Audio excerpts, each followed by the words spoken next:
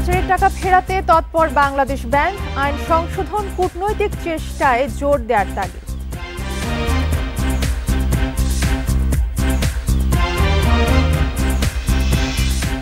জবাবদিহি ছিল না বলেই 15 বছর লুটপাট চালানো হয়েছে দেশে, বললেন তারেক রহমান। নারী ক্ষমতায়ন বাড়াতে চায় বিএনপি।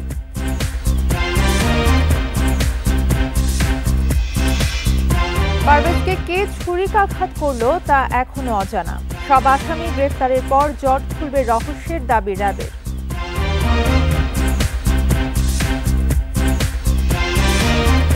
অপহরণের 9 দিন পর মুক্তি পেলেন খাগড়াছড়ি থেকে অপহৃত চট্টগ্রাম বিশ্ববিদ্যালয়ের 5 শিক্ষার্থী, নিশ্চিত করেছে পাহাড়ি ছাত্র পরিষদ।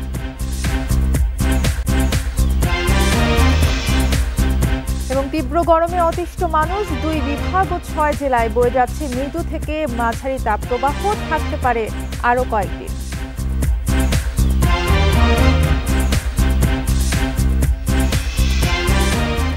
স্বাগত বিরতিহীন রাত 9টায় বাংলাদেশের সঙ্গে আছে তাসনিমে জান্নাত অর্থী। শিরোনাম শুনছিলেন, এবারে পুরো খবর। বিদেশে পাচার করা অর্থ ফেরত আনতে তৎপর বাংলাদেশ ব্যাংক। আইনি প্রক্রিয়ার পাশাপাশি সমঝোতার মাধ্যমে টাকা ফেরত আনার চেষ্টা করছে গভর্নরের নেতৃত্বে গঠিত টাস্ক ফোর্স। তবে বিশ্লেষকরা বলছেন, অন্তর্বর্তী সরকার টাকা উদ্ধারে উদ্যোগ নিলেও ফেরত আসবে কিনা তা নির্ভর করছে পরবর্তী রাজনৈতিক সরকারের ওপর। বান্ডেল থাকলে প্রতি সেনমানিতে টাকা বাঁচবে। বিকাশ সেনমানি বান্ডেল কিনে জিতুন প্রতি লেনদেনে। পতিত শেখ হাসিনা সরকারের 1.5 দশকে বিদেশে পাচার হয় প্রায় 2.5 থেকে 3 লাখ কোটি টাকা। এ অর্থ ফিরিয়ে আনতে বেশ কিছু উদ্যোগ নিয়েছে অন্তর্বর্তী সরকার। পাচারের টাকা ফেরতে টাস্কফোর্স গঠন করে বিভিন্ন দেশে চিঠি দিয়েছে বাংলাদেশ ব্যাংক। এবছরের মধ্যে কিছু অর্থ ফেরত আনতে জোরালোভাবে কাজ করছে টাস্কফোর্স। তবে প্রচলিত মানি লন্ডারিং আইনে ফেরত আনা সময় সাপেক্ষ। তাই অর্থ উদ্ধারে আইন সংশোধনের পাশাপাশি কূটনৈতিক তৎপরতা জোর দিচ্ছে নিয়ন্ত্রক সংস্থা। স্টোলেন মানিটা ক্রস বর্ডার ইস্যু, অতএব বাংলাদেশের নিজস্ব আইন বা নিজস্ব প্রক্রিয়ার উপরেই সব কিছু নির্ভর করে না, এবং যতগুলি দেশের অর্থগুলো গিয়েছে সেই দেশের স্থানীয় আইন সেগুলোকে গুরুত্ব দেওয়া হচ্ছে। বাংলাদেশ ব্যাংক রাষ্ট্রের সর্বোচ্চ সহযোগিতা নিয়ে ডিপ্লোম্যাটিকভাবেও বিষয়টি কীভাবে সমাধান করা যায় সেই ব্যাপারে উদ্যোগ গ্রহণ করেছে। পাচার হওয়া অর্থের প্রধান গন্তব্য যুক্তরাজ্য, যুক্তরাষ্ট্র, দুবাই, সিঙ্গাপুর ও কানাডা। এসব দেশ থেকে অর্থ ফেরত আনতে বিদেশি বিশেষজ্ঞদের সাথে কাজ করছে দুদক, সিআইডি সহ কেন্দ্রীয় ব্যাংক। বিশ্লেষকরা বলছেন, আইনি প্রক্রিয়া ও সমঝোতায় অর্থ ফেরত আনা কঠিন হলেও অসম্ভব নয়। পাচার করা অর্থের ব্যাপারে কতটুকু আপনার সফল হবে সে ব্যাপারে আমার যথেষ্ট সন্দেহ হয়। কারণ যারা নাকি অর্থ পাচার করে দিছে, তাই না, তারা কি সমঝোতা আসতে চাবে? বরং সরকার তো চাইবেই যে যত তাড়াতাড়ি পারে আমার কিছু টাকা পয়সা আসুক, তাই না? আমরা তাদের সাথে কি শর্তে চুক্তিতে যাব ফেরত আনার জন্য, এবং সেটা কিভাবে বাস্তবায়িত হবে, শর্তটা কিভাবে ফলো করা হবে, এই ধরনের বিষয়গুলো কিন্তু খুব জটিল আইনি আন্তর্জাতিক আইনি প্রক্রিয়া আছে, এবং বিশেষ করে আমাদের দেশের লিগ্যাল প্রসেসটাকে সেটাকে এনশিওর করে তারপর যদি অগ্রসর হওয়া যায় তাহলে অবশ্যই সেটাও কাজে লাগতে পারে, তবে দীর্ঘ প্রক্রিয়া উভয় ক্ষেত্রে। পাচার করা অর্থ কি পরিমাণ ফেরত আসবে তা রাজনৈতিক ও কূটনৈতিক বিচক্ষণতার উপর নির্ভর করছে বলেও জানান বিশ্লেষকরা। Shafil Alam Sujan, independent news, Dhaka. রাজনৈতিক দলের বিভেদের কারণে গণতন্ত্র যেন আবারও বাধাগ্রস্ত না হয় সেদিকে খেয়াল রাখতে সবার প্রতি আহ্বান জানিয়েছেন বিএনপির ভারপ্রাপ্ত চেয়ারম্যান তারেক রহমান। যে কোনো মূল্যে দেশে ভোটাধিকার এবং গণতন্ত্র প্রতিষ্ঠা করার কথাও জানান তিনি। বৃহস্পতিবার 31 দফা নিয়ে কর্মশালায় এসব কথা বলেন বিএনপির ভারপ্রাপ্ত চেয়ারম্যান। রাষ্ট্র কাঠামোয় জবাবদিহিতা ও স্বচ্ছতা নিশ্চিতে বিএনপির 31 দফা সংস্কার নিয়ে বৃহস্পতিবার কর্মশালায় যোগ দেয় ঠাকুরগাঁও, পঞ্চগড় ও দিনাজপুর জেলা বিএনপি ও এর সহযোগী সংগঠনের নেতারা। দিনব্যাপী এই কর্মশালায় বক্তব্য রাখেন বিএনপির প্রশিক্ষণ সেলের নেতারা। নিজ জেলা ঠাকুরগাঁয়ের কর্মশালায় ভার্চুয়ালি যুক্ত হন বিএনপির মহাসচিব মির্জা ফখরুল ইসলাম আলমগীর। 31 দফায় কতগুলো মৌলিক বিষয় এসেছে, বাংলাদেশকে আমূল পরিবর্তন করে দেওয়ার চিন্তা ভাবনাগুলো এখানে এসেছে। যে চিন্তা ভাবনাগুলোকে আমরা যদি জনগণকে বোঝাতে সক্ষম হই তাহলে নিশ্চয়ই আমাদের জনগণই সবচেয়ে বড় শক্তি হয়ে দাঁড়াবে সেই নতুন রাষ্ট্রকে গঠন করবার। স্বৈরাচারের রক্তচক্ষু উপেক্ষা করে দেশ সংস্কারের কথা বিএনপি প্রথম এনেছিল বলে উল্লেখ করেন দলটির ভারপ্রাপ্ত চেয়ারম্যান তারেক রহমান। সবগুলো ব্যবস্থাই আমরা 31 দফায় আনার চেষ্টা করেছি, কিন্তু আমরা যখন দিয়েছি আমরা স্বৈরাচারের রক্তচক্ষু উপেক্ষা করে দিয়েছি। আর অন্য যারা দিয়েছেন তারা কোন প্রেক্ষাপটে সংস্কার প্রস্তাব নিয়ে এসেছেন, কিভাবে দিচ্ছেন, এটি বিচারের দায় আপনাদের উপর আমি ছেড়ে দিচ্ছি, ওটা আমি আর বলতে চাই না। গণতন্ত্রে মতভিন্নতা থাকবেই উল্লেখ করে দেশ ও গণতন্ত্রের স্বার্থে রাজনৈতিক দলগুলোকে ঐক্যবদ্ধ থাকার আহ্বান জানান তারেক রহমান। বিভিন্ন শ্রেণী পেশার মানুষের বিভিন্ন জনের কাছে বিভিন্ন বিষয়টি প্রায়োরিটি, বাট আমরা সকলের সবকিছুকে আমরা চাই ঐক্যবদ্ধভাবে দেশকে সামনে নিয়ে যেতে। আমাদের মধ্যে বিভিন্ন বিষয়ে মতপার্থক্য থাকতেই পারে, থাকাটাই স্বাভাবিক, গণতন্ত্রে মতপার্থক্য থাকবে, এটাই স্বাভাবিক। আমরা বসবো, আমরা আলোচনা করব, আমরা সামনে এগিয়ে নিয়ে যাব। কোনোভাবেই যাতে গণতন্ত্রের উত্তরণ, মানুষের ভোটের অধিকার, রাজনৈতিক অধিকার বাধাগ্রস্ত না হয়। রাজনৈতিক প্রতিপক্ষের কাছেও 31 দফার বার্তা পৌঁছে দিতে দলের নেতাকর্মীদের প্রতি আহ্বান জানান বিএনপির ভারপ্রাপ্ত চেয়ারম্যান। বন ইবনে কামাল, ইন্ডিপেন্ডেন্ট নিউজ, ঢাকা। বিশ্বকে বদলাতে নতুন প্রজন্মকে স্বপ্নদ্রষ্টা হওয়ার আহ্বান জানিয়েছেন প্রধান উপদেষ্টা অধ্যাপক ডক্টর মোহাম্মদ ইউনূস। সকালে কাতার বিশ্ববিদ্যালয়ে অনুষ্ঠিত ৩-০ তত্ত্বের বক্তব্যে তিনি এই আহ্বান জানান। বলেন, যারা দুনিয়া বদলাতে চান তাদের অবশ্যই লক্ষ্য স্থির করতে হবে। 4 দিনের সফরে শেষ দিন বৃহস্পতিবার দোহায় কাতার বিশ্ববিদ্যালয়ে ৩-০ তত্ত্বের উপর আয়োজিত একটি অনুষ্ঠানে যোগ দেন প্রধান উপদেষ্টা অধ্যাপক ডক্টর মোহাম্মদ ইউনূস। বক্তৃতায় দারিদ্র, বেকারমুক্ত বিশ্ব এবং পরিবেশ রক্ষার উপর জোর দেন তিনি। ৩-০ তত্ত্বের ভিশন হলো এমন একটি দেশ গড়ে তোলা যেখানে দারিদ্র ও বেকারত্ব থাকবে না এবং পরিবেশ বিধ্বংসী কিছু হবে না। বর্তমান প্রজন্মকে বিশ্বের সেরা এবং সবচেয়ে শক্তিশালী প্রজন্ম উল্লেখ করে প্রধান উপদেষ্টা বলেন, শিক্ষার্থীদের মেধাকে কাজে লাগাতে হবে। বিশ্বকে বদলাতে হলে নতুন প্রজন্মকে স্বপ্নদ্রষ্টা হতে হবে। তারা ভবিষ্যৎ নিয়ে পরিকল্পনা বা গবেষণা বন্ধ করে দিলে বিশ্ব এগিয়ে যেতে পারবে না। অধ্যাপক ইউনূস বলেন, বর্তমান পুঁজিবাদী ব্যবস্থায় অর্থ ও সম্পদ ধীরে ধীরে কিছু সংখ্যক মানুষের হাতে জমা হচ্ছে। এ কারণে সমাজের বড় একটি অংশ দিন দিন আরও দরিদ্র হচ্ছে। দরিদ্র প্রকৃতির সৃষ্টি নয়, বরং মানুষের তৈরি করা একটি ব্যবস্থা। সামাজিক ব্যবস্থা এবং ক্ষুদ্র ঋণের মাধ্যমে দরিদ্র মানুষদের উদ্যোক্তা বানিয়ে এই সমস্যা দূর করা সম্ভব। নতুন অর্থনৈতিক ব্যবস্থা গড়ে তোলার স্বপ্ন দেখারও আহ্বান জানান অধ্যাপক মোহাম্মদ ইউনূস। নুরসেলিনা শিউলি, ইন্ডিপেন্ডেন্ট নিউজ, ঢাকা। অন্তর্বর্তী সরকারের এক উপদেষ্টার ব্যক্তিগত সহকারী এবং আরেক উপদেষ্টার ব্যক্তিগত কর্মকর্তার বিরুদ্ধে দুর্নীতির সিদ্ধান্ত নেবে দুর্নীতি দমন কমিশন দুদক। তাদের বিরুদ্ধে তদবির বাণিজ্যের অভিযোগ আসায় এই উদ্যোগ নিচ্ছে সংস্থাটি। অন্যদিকে ২৭ কোটি টাকার জ্ঞাত আয় বহির্ভূত সম্পদ অর্জনের অভিযোগে হাসিনা সরকারের পররাষ্ট্র প্রতিমন্ত্রী শাহরিয়ার আলমের বিরুদ্ধে মামলা করেছে দুদক। জুলাই অভ্যুত্থানে আওয়ামী লীগ সরকারের পতনের পর গত ১৪ আগস্ট যুব ও ক্রীড়া উপদেষ্টা আসিফ মাহমুদের ব্যক্তিগত সহকারী নিয়োগ পান মোয়াজ্জেম হোসেন।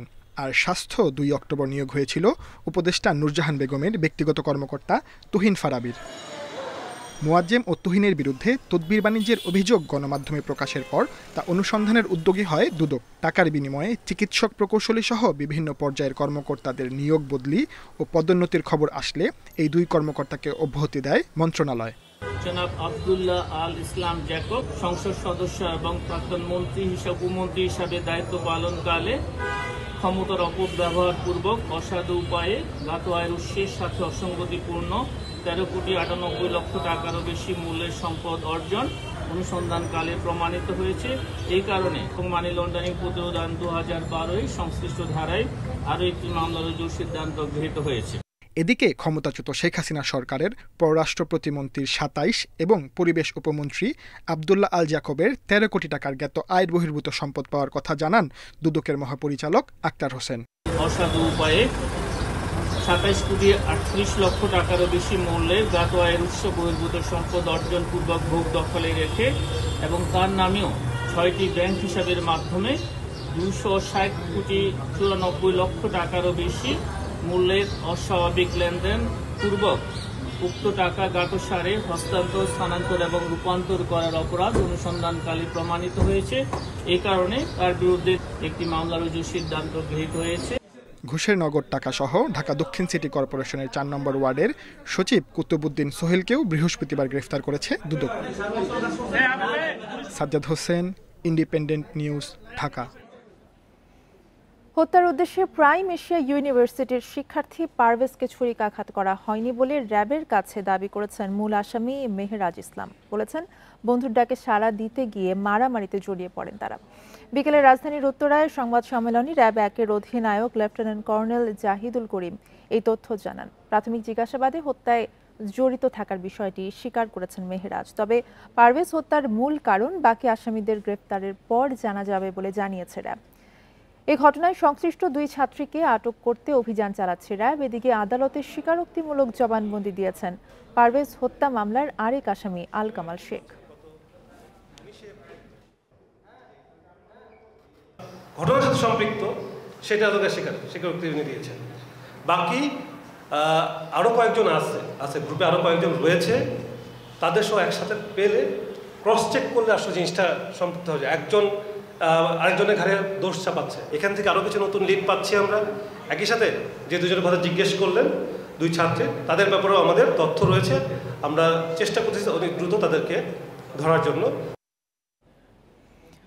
অপহরণের 9 দিন পর মুক্তি পেয়ে ফিরে এসেছে খাগড়াছড়ি থেকে অপহৃত চট্টগ্রাম বিশ্ববিদ্যালয়ের 5 শিক্ষার্থী। বৃহস্পতিবার বিকেলে এই বিষয়টি নিশ্চিত করেছেন পাহাড়ি ছাত্র পরিষদের কেন্দ্রীয় সভাপতি নিপন ত্রিপুরা। অপহৃত 5 শিক্ষার্থীকে মুক্তি দেওয়ায় সবাইকে শুভেচ্ছা জানিয়েছে পাহাড়ি ছাত্র পরিষদের সদস্যরা। এর আগে অপহৃত শিক্ষার্থীদের উদ্ধারে সোমবার ইউপিডিএফ-এর গোপন আস্তানায় অভিযান চালায় যৌথ বাহিনী। এ সময় চাঁদা আদায়ের রসিদ, ল্যাপটপ, মোবাইল, সামরিক ইউনিফর্ম সহ বিপুল পরিমাণ প্রশিক্ষণ সরঞ্জাম উদ্ধার করা হয়। বিজু উৎসব শেষে খাগড়াছড়ি থেকে চট্টগ্রামে ফেরার পথে 5 শিক্ষার্থীকে অপহরণ করে দুর্বৃত্তরা।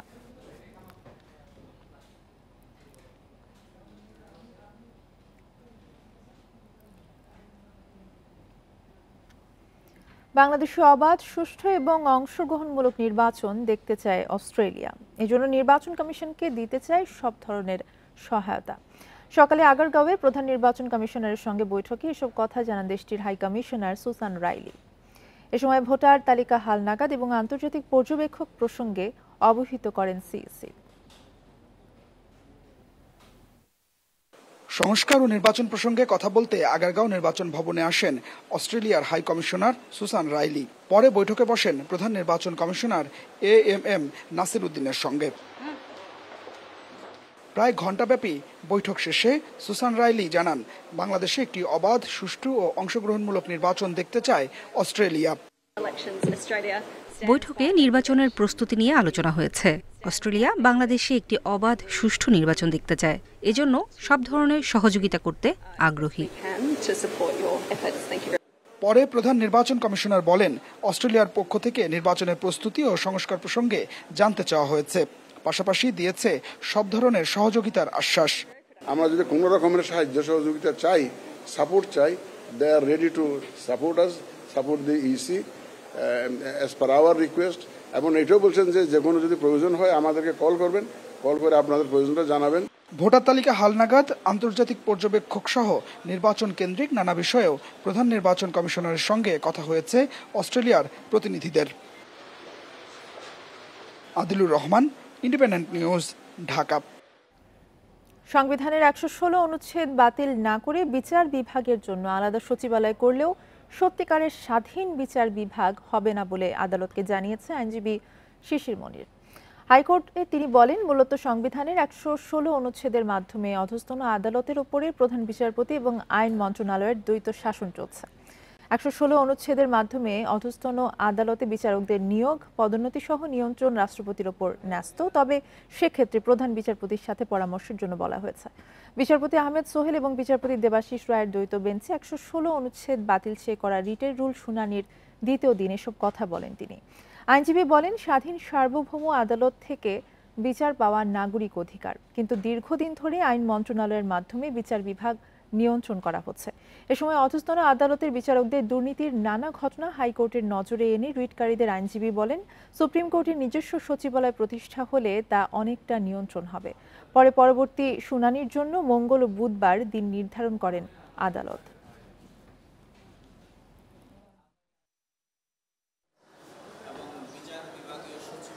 যে একজন সাক্ষী তার সাক্ষ্য দিতে এসেছেন, এই সাক্ষী যিনি সাক্ষ্য দিতে এসেছেন তাকে বিদায় করার জন্য সংশ্লিষ্ট বিচারক সহ কয়েকজন এজলাস থেকে নেমে এসে তাদেরকে বিদায় সম্বর্ধনা জানিয়েছেন।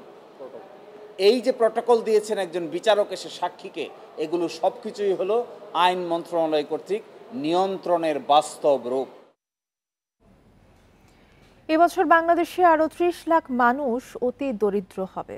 এতে অতি দারিদ্র্যের হার বেড়ে দাঁড়াবে ৯.৩%। বিশ্বব্যাংকের বাংলাদেশ ডেভেলপমেন্ট আপডেট প্রতিবেদনে এই সংখ্যা প্রকাশ করা হয়েছে। প্রতিবেদনে বলা হয়েছে, চলতি বছর শ্রম বাজারের দুর্বল অবস্থা অব্যাহত থাকবে। এছাড়া সাধারণ মানুষের মজুরি কমায় দারিদ্র্যসীমার নিচে নেমে যাওয়ার ঝুঁকিতে থাকা মানুষের প্রকৃত আয় কমতে পারে। বিশ্বব্যাংক বলছে, অর্থনৈতিক কর্মকাণ্ডের ধীরগতির কারণে গরিব মানুষের জীবনে বেশি প্রভাব পড়ছে। এতে বৈষম্য আরও বাড়বে বলে মনে করে বিশ্বব্যাংক। প্রতিবেদন অনুসারে অতি দারিদ্র্যের হার ৭.৭% থেকে বেড়ে ৯.৩% উঠবে। একই সঙ্গে চলতি বছর জাতীয় দারিদ্র্যের হার ২.৫% থেকে বেড়ে হবে ২২.৯%। বাংলাদেশের ইতিহাসে প্রথমবার ফুটবল ম্যাচের টিকিট বিক্রি হবে অনলাইনে। এশিয়ান কাপ বাছাই বাংলাদেশ সিঙ্গাপুর ম্যাচ দেখতে ১৮,০০০-এর বেশি সাধারণ দর্শক টিকিট কেনার সুযোগ পাবেন। তবে ক্যাটাগরি ও মূল্য নির্ধারণ হয়নি এখনো। ১০ জুনের ম্যাচ ঘিরে সর্বোচ্চ নিরাপত্তা নিশ্চিতের সঙ্গে স্টেডিয়ামের এলাকায় ফ্যান জোন করার পরিকল্পনা ফেডারেশনের। ৫ বছরের সংস্কার কাজ শেষে ফুটবল ফিরছে জাতীয় স্টেডিয়ামে। ১০ জুন এশিয়ান কাপ বাছাইয়ে বাংলাদেশ সিঙ্গাপুর ম্যাচ হবে এখানে। হাতে সময় কম, স্টেডিয়াম প্রস্তুত করতে তৎপর বাফুফে। বৃহস্পতিবার জাতীয় ক্রীড়া পরিষদের কর্মকর্তাদের নিয়ে কম্পিটিশন কমিটি সভা করেছে। পরে গ্যালারি ও মাঠ ঘুরে দেখেছেন তারা। এএফসির নিয়ম অনুযায়ী মাসখানেক আগেই ম্যাচ ভেন্যু নিশ্চিত করতে হয়। বাফুফে এরই মধ্যে জাতীয় স্টেডিয়ামের নাম এএফসিকে জানিয়েছে। সংস্কার শেষের ডেডলাইন ২২ মে। নির্ধারিত সময়ে কাজ শেষ করার ব্যাপারে আশাবাদী বাফুফে। যদিও মাঠের পিচ, গ্যালারি শেডে ফ্লাড লাইট লাগানো সহ আরও কিছু কাজ বাকি আছে। ফুটবল ফেডারেশন অলরেডি মাঠের কাজটা বুঝে নিয়েছে। যদি আপনারা দেখেন মাঠের কাজ চলছে প্রত্যেক দিন। আমাদের প্রক্রিয়া চলমান থাকবে যেন আমরা ডিসকাশনের মাধ্যমে কাজগুলি ২২ তারিখের ভিতরে ইনশাল্লাহ শেষ করে মাঠকে রেডি করে ফেলতে পারি জুনের ১০ তারিখের জন্য। সিঙ্গাপুর ম্যাচ দিয়ে ঘরের মাঠে হামজা চৌধুরীর অভিষেক হবে। লাল সবুজ জার্সিতে দেখা যেতে পারে সমিত ফাহমেদুলদের। এমন ম্যাচের টিকিট অনলাইনে বিক্রি করার পরিকল্পনা বাফুফের। টিকিট না পাওয়া ফ্যানদের জন্য থাকছে আলাদা পরিকল্পনা। আমরা গ্যালারির জন্য ১৮,৩০০ সিট আমাদের নির্ভর করা আছে। সবাইকে একই মর্যাদা দিব, সবাইকে ইকুয়ালভাবে ট্রিট করব। But category wise pricing set হবে, ক্যাটাগরি ওয়াইজ টিকিট সেল হবে। আর কীভাবে সেল করবো ওইটা আমাদের একটু মত বিনিময় করতে হবে মার্কেটিং ডিপার্টমেন্টের সাথে, আমাদের প্রেসিডেন্টের সাথে। খেলার বাইরেও কিছু প্রোগ্রাম হবে যেন যারা খেলা দেখতে পারবে না মাঠে বসে যেন বাইরে কোনো একটা ফেসিলিটিতে বসে একসাথে উল্লাস করতে পারে। সব মিলিয়ে বাংলাদেশ সিঙ্গাপুর ম্যাচ বড় উপলক্ষ হতে যাচ্ছে দেশের ফুটবলে। নিরাপত্তা নিশ্চিতে সতর্ক বাফুফে। ম্যাচের ৪৮ ঘন্টা আগের থেকে বন্ধ রাখা হবে স্টেডিয়াম এলাকার দোকানপাট ও ব্যবসা প্রতিষ্ঠান। পিয়াস সাহা, ইন্ডিপেন্ডেন্ট নিউজ, ঢাকা। মাঠের আম্পায়ারের সঙ্গে তাওহিদ হৃদয়ের অসৎ আচরণে দেশের ক্রিকেটে খারাপ উদাহরণ হয়ে থাকবে মন্তব্য সিসিডিএম প্রধান নাজমুল আবেদিন ফাহিমের। এছাড়াও বিসিবির কোড অফ কন্ডাক্ট অনুযায়ী হৃদয়ের শাস্তি কমছে না, বহাল থাকছে আরও এক ম্যাচের নিষেধাজ্ঞা। এক হৃদয়কাণ্ডে তোলপাড় বিসিবি। ডিপিএলে ম্যাচ চলাকালে আম্পায়ারের সঙ্গে অসদাচরণে ২ ম্যাচ নিষেধাজ্ঞার শাস্তি পান মোহামেডান অধিনায়ক। পরোক্ষ প্রভাবে পরিবর্তন আনা হয় বিসিবির কোড অফ কন্ডাক্টে। খোফ থেকে সিসিডিএম কমিটির টেকনিক্যাল আহ্বায়ক পদ থেকে এনামুল মনির পদত্যাগ, আম্পায়ার সৈকতের চাকরি ছাড়ার হুঁশিয়ারি নাড়িয়ে দেয় বিসিবিকে। পুরো ঘটনায় বিব্রত বিসিবি সিদ্ধান্ত নিয়েছে দ্রুত। সিসিডিএমের প্রধান হয়ে ভুল স্বীকার নাজমুল আবেদিনের। জানিয়েছেন হৃদয়ের শাস্তি বহাল থাকছে আগের নিয়মেই। প্রিভিয়াস যেই চেঞ্জটা আমরা করেছি রিসেন্টলি সেটাকে ভয়েড হিসাবে আমাদেরকে সিদ্ধান্ত নিতে হবে এবং আগের যে নিয়মটা ছিল সেটাকেই বলবৎ করতে হবে এবং সেটা ধারাবাহিকতা অনুযায়ী পরবর্তী ম্যাচে খেলার সুযোগ পাবে না। জাতীয় দলকে প্রতিনিধিত্ব করা হৃদয়ের আচরণে বিস্মিত ফাহিম। মাঠের খেলার সঙ্গে সংশ্লিষ্ট সবার কাছে দায়িত্বশীল আচরণ প্রত্যাশা তার। যত বড় মাপের খেলোয়াড় হবে তার দায়টা তত বেশি থাকবে এবং এই ধরনের কোনো সিদ্ধান্ত সবার চোখে পড়বে, এটি স্বাভাবিক এবং এগুলি এক্সাম্পলারি হবে, সেটাও স্বাভাবিক। এটার থেকে আমাদের বেরিয়ে আসার ক্ষেত্রে সবচেয়ে বড় ভূমিকা রাখতে পারে কিন্তু জাতীয় দলের খেলোয়াড়রা। তো আমার আশা থাকবে এবং আমরা চেষ্টা করব এগুলোকে কম্পালসারি করার জন্য। বোর্ডের সবকিছুতেই যেন ভর করছে বিশৃঙ্খলা। এরই মধ্যে ছড়িয়ে পড়েছে সভাপতির আর্থিক অনিয়মের নানান তথ্য। সত্যতা প্রমাণের আগে কোনো মন্তব্য করতে চান না ফাহিম। কিছু ব্যাংকে টাকা ট্রান্সফার হয়েছে এটুকুই জানি, বাট স্পেসিফিক আমার কাছে আমরা জানি না যে ব্যাংকে রাখা হয়েছে বা আদৌ এত টাকা রাখা হয়েছে কি না, বা যেখানে রাখা হয়েছে তাদের ক্রেডেনশিয়ালস কি, এগুলো না জেনে আসলে কমেন্ট না করাটাই আমার জন্য। নানান নেতিবাচক শিরোনামে বিসিবি টাইগার ক্রিকেটের ভাবমূর্তি ক্ষুণ্ণ হচ্ছে প্রতিনিয়ত। দায়িত্ববোধ থেকে সবাইকে কাজ করার আহ্বান নাজমুল আবেদিনের। কপিল পাল, ইন্ডিপেন্ডেন্ট নিউজ। এই ছিল খেলার খবরে, এবারে ভিন্ন প্রসঙ্গ।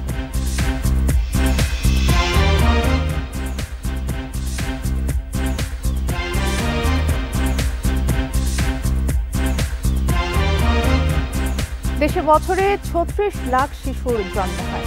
জন্মগত ত্রুটি সহ নানা রোগে মারা যায় ১ লাখ। মৃত্যু ও বড় রোগ প্রতিরোধে জন্মের ১৪ দিনের মধ্যে গোড়ালি থেকে নমুনা সংগ্রহ করতে হয়। এতে জন্মগত হৃদরোগ, থ্যালাসেমিয়া সহ ২৯টি সমস্যা চিহ্নিত করা সম্ভব। আর চিকিৎসার মাধ্যমে শিশুকে বড় ক্ষতির হাত থেকে রক্ষা করা যায়। ১৯৯৯ সাল থেকে দেশেই পরীক্ষা করছে কয়েকটি হাসপাতাল।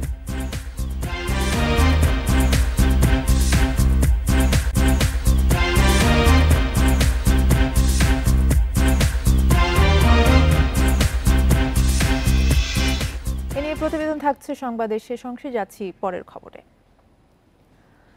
কৃষকেই প্রাণ, কৃষক বাঁচলে বাঁচবে দেশ, এই স্লোগানে চাঁদপুরের কচুয়ায় কৃষি কথা নিয়ে একটি প্রামাণ্যচিত্র প্রদর্শন করা হয়েছে। তারেক রহমানের প্রস্তাবিত রাষ্ট্র সংস্কারের ৩১ দফার মধ্যে ২৭তম দফায় কৃষি সংস্কারের তথ্য নিয়ে এই প্রামাণ্যচিত্র প্রদর্শন করা হয়।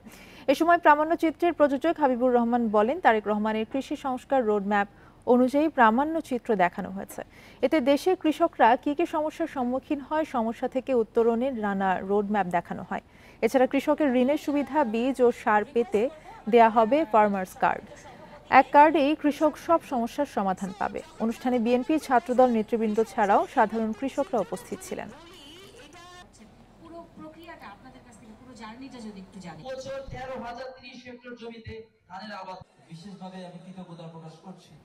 দেশে নির্বাচন পিছিয়ে দেওয়ার ষড়যন্ত্র চলছে বলে মন্তব্য করেছেন বিএনপির নির্বাহী কমিটির সদস্য রুহুল কুদ্দুস তালুকদার দুলু।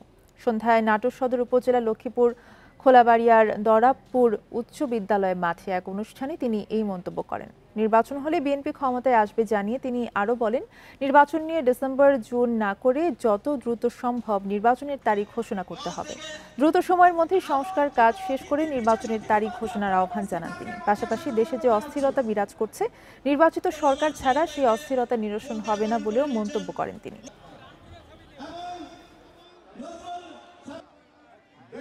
নির্বাচনকে পিছানোর জন্য, নির্বাচন না হওয়ার জন্য, নির্বাচন হলে বিএনপি ক্ষমতা আসবে, বিএনপি আদর্শের শীর্ষ হবে।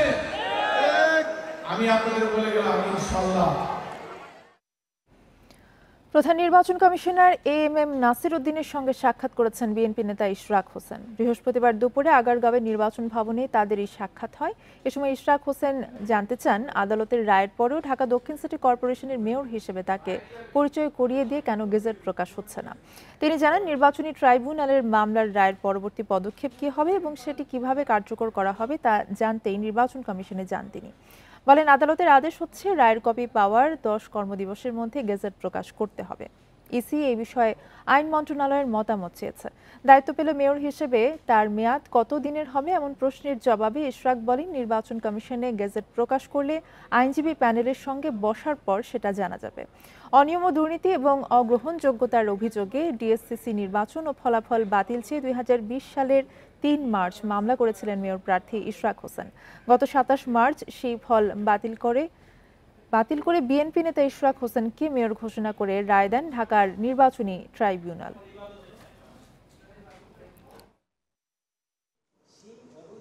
ফাইলটা আসছে, এখানের পরে একটা গ্যাজেট হবে, সেটার একটা টাইম ফ্রেম আছে।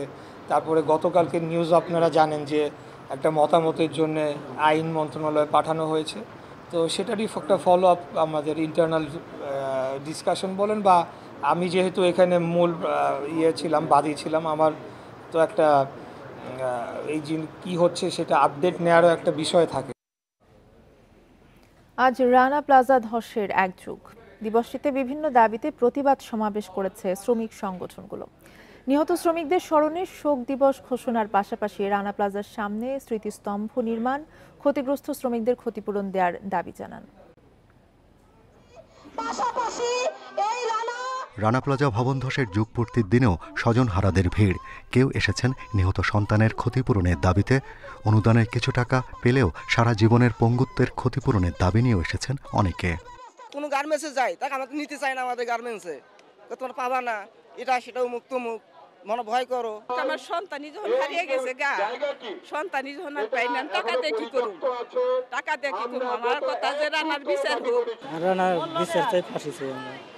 নিহতদের স্মরণে শ্রমিক সংগঠনের নেতাকর্মীরাও আসেন মিছিল নিয়ে। শ্রদ্ধা নিবেদন শেষে তারা বলেন, রানা প্লাজার জমি এখন ডোবাখাল, অথচ 1 যুগ ধরে এখানে পোশাক শ্রমিকদের জন্য বিশেষ হাসপাতাল নির্মাণের দাবি জানানো হচ্ছে, কিন্তু তা আজও বাস্তবায়ন হয়নি।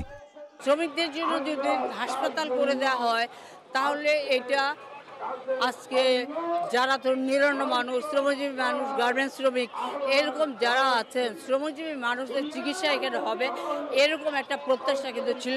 নামমাত্র ক্ষতিপূরণ দেওয়া হয়েছে এবং দেশি বিদেশি যে সমস্ত অর্থ সাহায্য আসছে সেগুলো সমভাবে বন্টন করা হয় নাই।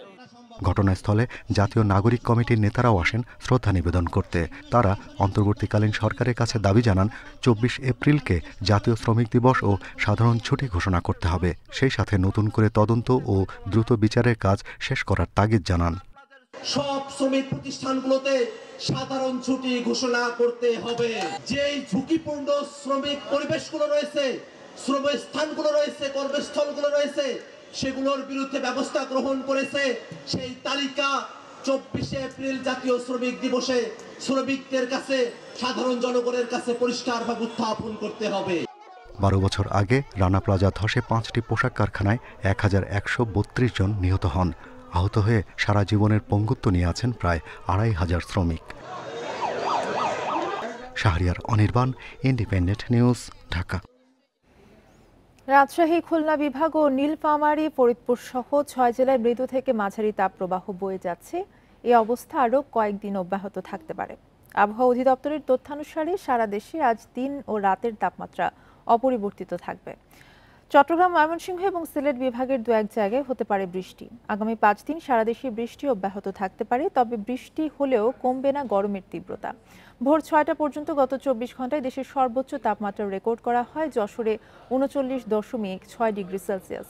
এ সময় রাজধানীর তাপমাত্রা ছিল 35.6 ডিগ্রি সেলসিয়াস। এই ছিল এখনকার সংবাদে। ইন্ডিপেন্ডেন্ট টেলিভিশনের সব খবর জানতে চোখ রাখুন ফেসবুক, ইউটিউব এবং এক্সে। ধন্যবাদ।